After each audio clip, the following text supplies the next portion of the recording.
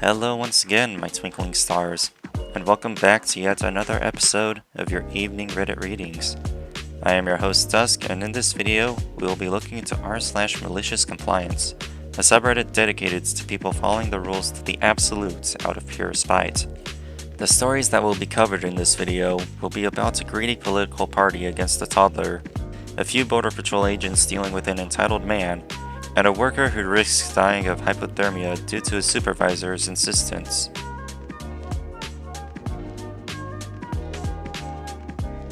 As a bit of background, when my wife and I had our first child, my wife's grandpa paid thousands to buy our son a lifetime membership in a political organization in the US whose values do not match with ours. We were frustrated but didn't say anything because her grandpa lived alone and was towards the end of his life. When my son was a toddler, I lost my job. This was in the middle of the recession and jobs were hard to come by, particularly for recent college grads with no experience. The next 10 months were difficult. I often went to bed crying from rejection after rejection. It was at a particularly low point that my son received a letter in the mail from this particular organization that he is a part of. It talked about how they needed every penny he can spare to help the group in their fight, and that they needed his best. My sadness turns to anger, and I wanted to call them up and lose my mind. Instead, I decided to maliciously comply. My toddler son had no money, but he could scribble on a piece of paper. He scribbled in various colors on a piece of paper. I wrote a note on the back saying that when you hit up a toddler for money, this is the best he could do, and I sarcastically told them I hoped that it helped in their fights. I put it in the envelope they had enclosed, attached that envelope to a rock so they had to pay extra postage, and sent it back. It makes me happy to think that they lost money on hitting him up. What OP had experienced was more or less ripped out of a comic strip, where it's both stupid in the moment and hilarious in the long run. The headcanon that I have for this story is this. Since the grandpa mentioned at the beginning had invested so much money into this political organization on the baby's behalf, the party involved must have simply thought that the toddler was already working a full-time job with 20 years of experience. My only hope is that OP decided to sign off the scribbled paper with Goo Goo Gaga.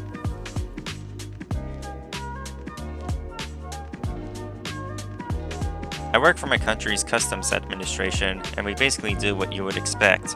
Anything that comes into my country is subject to duties, levies, and taxes, and the goods can be inspected to ensure all the paperwork filed actually conforms with reality. Certain differences exist between private and commercial goods. Most private goods are not subject to custom duties, with the exceptions of being meat, alcohol, tobacco, and a few other products. But other than that, custom law applies in every aspect to both commercial and private entities crossing the border, meaning that many regulations usually reserved for truck drivers and professionals can easily be applied when it comes to private individuals. This was something a particularly nasty traveler had to realize when he bumped heads with my superior. I was working a night shift at a rather small border station in the north of my country, where me, a colleague, and my superior had activated an irregularly mannered border station.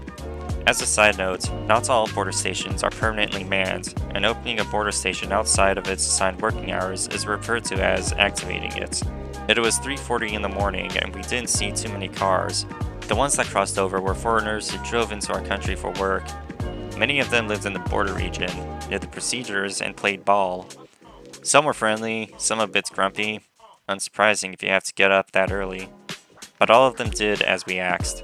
Showed some identification, answer our questions about what is in your vehicle, and maybe endure us taking a look inside. And then it arrived, a black Porsche Cayenne. In the Porsche was a man whom we would call Mark. Mark basically looks like Christian Bale, who looks like he was playing Patrick Bateman in the movie American Psycho.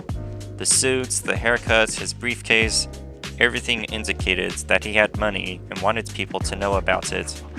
Which is fine. People should enjoy having nice things, and signaling is a part of social interaction.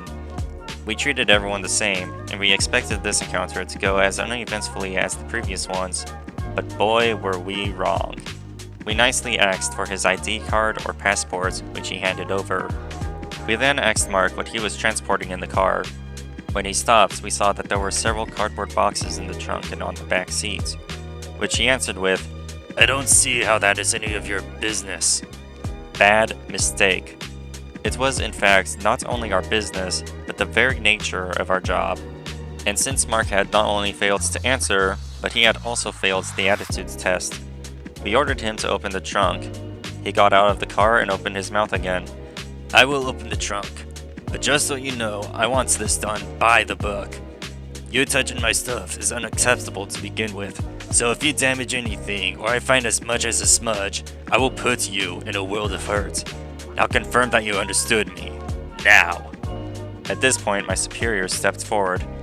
We have understood this quite well. Now I just need to know whether you were serious when you said that you wanted this to be done by the book. Can you confirm with us that you want this to be done by the book? Mark then sealed his fate by answering in the affirmative, upon which my superior updated him on the situation. Splendid! According to customs law, the person crossing the border is responsible for opening and unloading the vehicle he or she drives, must unpack all containers, presents the goods for inspection, repackage them, and reloads the vehicle.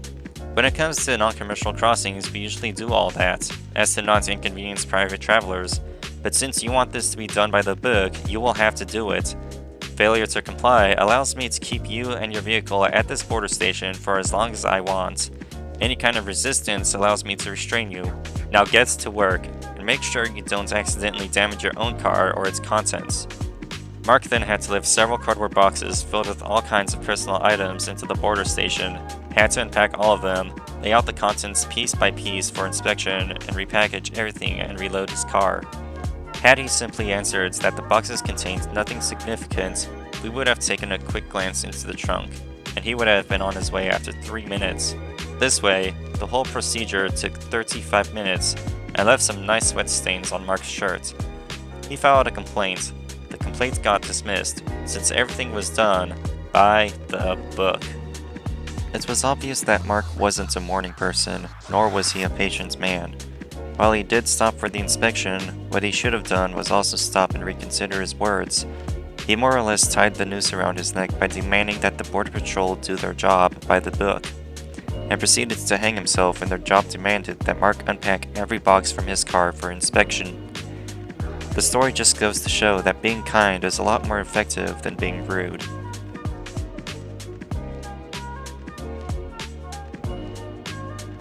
I work for a company famous for being anti-union, pro-insurrectionist sympathizers, having 2 registers open with lines longer than the drive-thru lines at Chick-fil-A. The part of the store I work on is OGP as a dispenser, and during the fall when it's chilly out, we were allowed to wear our hoodies outside, along with heavy coats in the winter. Last week, a rule was implemented saying we were no longer allowed to wear hoodies. Alright, no problem. So I started wearing my heavy winter coat as a substitution, which still had a hood. One of my immediate supervisors, let's call her Karen, tells me that my heavy winter coat still violates the no hood rule and had to tuck it in. I had a better idea because it was Malicious Complaiance time.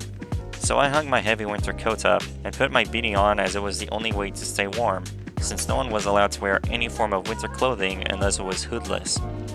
The first day I saw myself in the two-way mirror, I couldn't help but think about the SpongeBob episodes Can You Spare a Dime? Pantomiming myself shaking a tin can and asking, "Spare change?"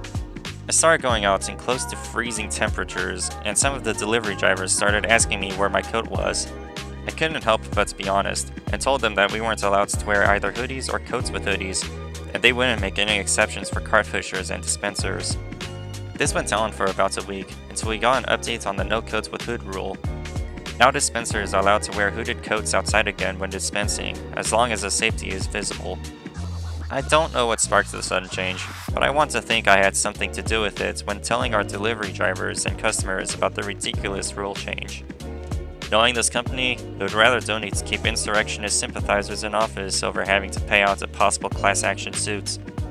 If it wasn't made clear to the story, OP's job was as a dispenser for online grocery store pickups, which, to my understanding, would mean that OP was potentially outside for long periods of time, with brief recesses to head into the store to restock.